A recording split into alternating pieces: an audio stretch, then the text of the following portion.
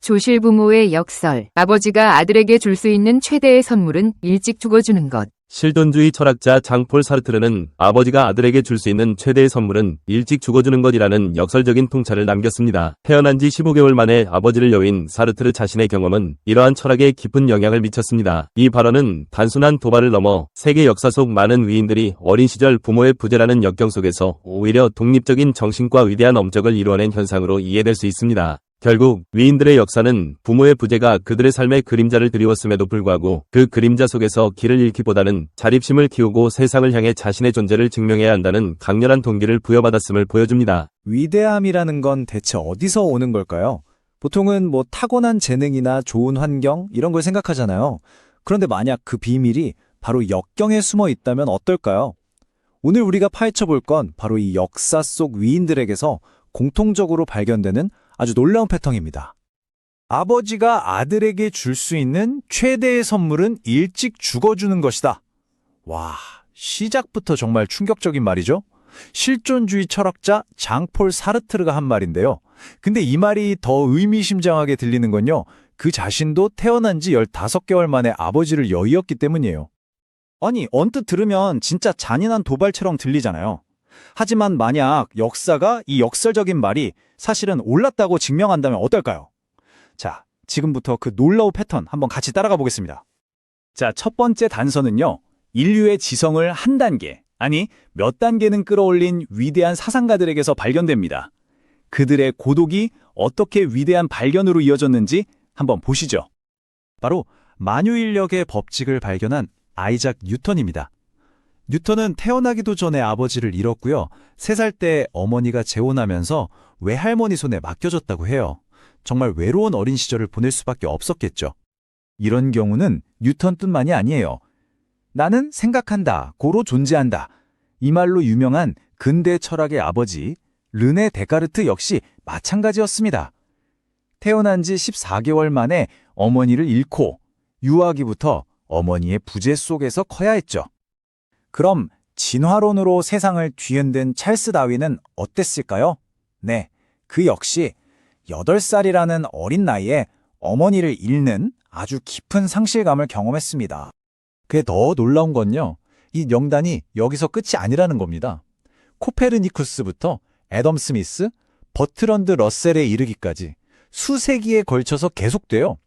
특정 시대나 학문 분야에만 국한된 게 아니라 정말 놀라울 정도로 광범위하게 나타나는 현상인 거죠. 그러니까 핵심은 이거예요. 이 강제된 고독이 어쩌면 그들의 획기적인 아이디어가 꼽힐 수 있었던 바로 그 토양, 그 환경을 만들어준 셈이라는 겁니다. 자, 그렇다면 이 패턴이 리더십의 영역에서는 어떻게 나타날까요? 지금부터는 개인적인 결핍을 세상을 바꾸는 투지로 바꾼 지도자들의 이야기를 한번 살펴보겠습니다. 남미의 해방자 시몬 볼리바르부터 미국의 44대 대통령 버락 오바마까지 시대도 배경도 정말 다르잖아요? 하지만 이들에게는 어린 시절 부모의 부재라는 공통된 경험이 있었습니다. 넬슨 만델라 역시 9살의 아버지를 여의었는데요. 그는 어린 시절의 고난을 남아프리카 공화국의 인종차별 정책, 그 아파르테이트에 맞선 역사적인 투쟁의 동력으로 완전히 바꿔놓았습니다. 미국의 42대 대통령 빌 클린턴은 태어나기도 전에 아버지가 교통사고로 돌아가시면서 유복자로 자랐습니다.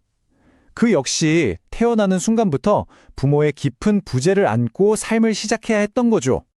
인권운동가 멜콤 X는 6살의 아버지를 잃고 어머니마저 정신병원에 입원하면서 위탁가정이랑 고아원에 전전해야 했습니다.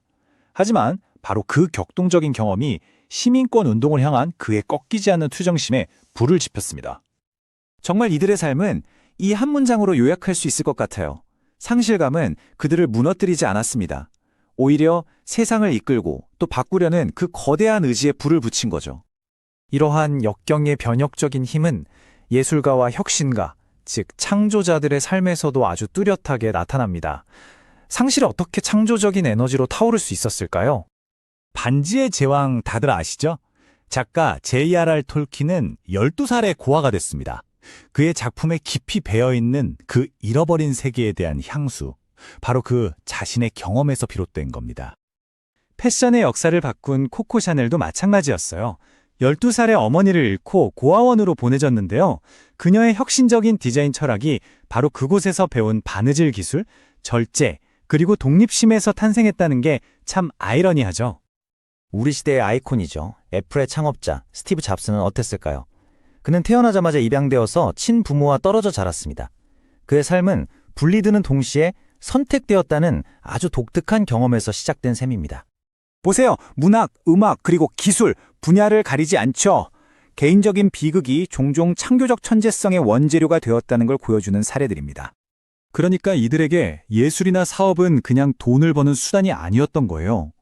뭐랄까, 자신의 상실을 표현하고 운명을 스스로 다시 쓰는 언어, 바로 그 자체였던 거죠.